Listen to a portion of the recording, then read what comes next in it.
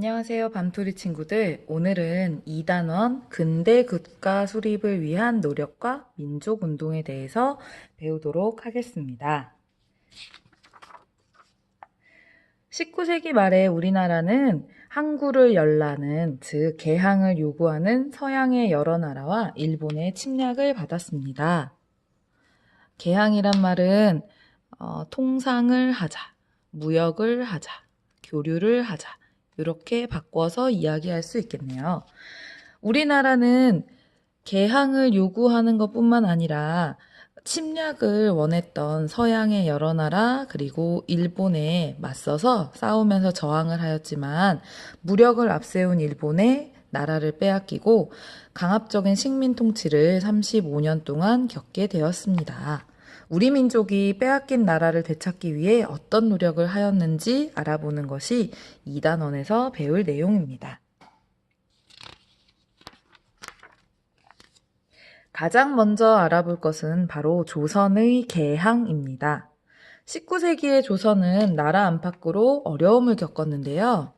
어떤 어려움이 있었나? 안으로는 세도 정치가 잘못되었기 때문에 사람들의 삶이 살기 어려워졌고, 그래서 백성들이 집을 떠나거나 또는 봉기를 하였습니다.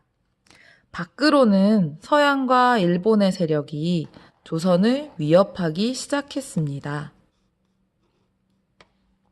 조선은 그렇다면 어떻게 했어야 했을까요? 세도 정치를 바로잡고 그리고 서양과 일본의 세력을 막아야 되겠죠.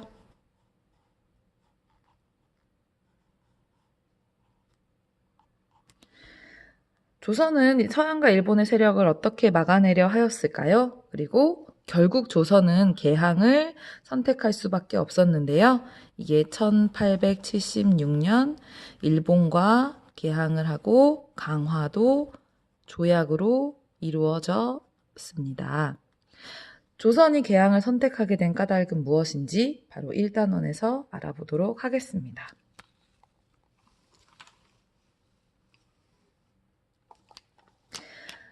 자, 가장 먼저 우리가 기억해야 될 것은 서양 세력이 조선과 통상하기 위해서 벌인 일과 조선의 대응 모습을 알아보는 것입니다. 서양의 여러 나라들이 조선에게 통상을 요구하였고, 나라는 살기 어려워진 백성들의 봉기로 혼란스러웠을 때 고종이 왕위에 올랐습니다. 고종이 왕위에 올랐을 때가 1864년 12살의 나이였는데요. 이때 나라를 다스리기는 좀 어렵겠죠. 여러분들보다 나이가 한 살 어린 12살이었는데, 그래서 고종의 아버지였던 흥선대원군 이하응이 어린 고종을 대신해서 나라를 다스렸습니다. 흥선대원군은 아까 말했지요. 세도 정치로 인한 문제점 바로잡고 서양 세력의 개항 요구를 물리치려고 이 두 가지 측면에 초점을 두고 정책을 펼쳤습니다. 개혁을 하기 위해서 부정부패를 막고 민생을 안정시키기 위한 개혁을 추진하고 재정이 굉장히 부족했어요. 사리사욕을 채우기 위한 탐관오리들이 많아서 부족한 재정을 착충하기 위해서 양반에게도 군포를 거뒀습니다. 지난번에 양반에게는 군역이라는 세금을 걷지 않았다고 했었잖아요. 흥선대원군 때에서는 드디어 양반에게도 한 사람당 군포를 똑같은 양으로 거두었습니다. 그래서 재정을 확충하였고, 그리고 서원을 정리하거나 문을 닫게 하였습니다. 서원에서 양반들이 그 서원에 소속되어 있는 백성들을 괴롭히거나 여러 가지 문제가 있었기 때문이죠. 이러한 개혁 정책은 백성들이 큰 호응을 얻었습니다. 흥선대원군의 업적이라고 잘한 점이라고 하면 바로 이 세 가지를 들 수 있겠죠. 하지만 흥선대원군은 왕실의 권위를 세워야겠다라는 생각에 경복궁을 지었는데 경복궁을 지으면서 무리하게 돈을 모으고 사람을 모아서 백성들의 원망을 샀습니다. 백성들의 원망을 샀을 뿐만 아니라 경제적으로 오히려 혼란을 키우기도 했었죠.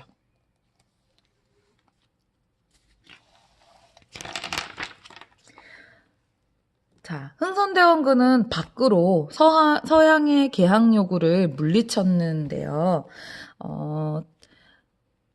특히 이 시기에는 미국이나 프랑스 그리고 일본에서 조선에게 항구를 열어서 무역을 하고 교류를 하자고 계속 요구를 하는 상황이었어요.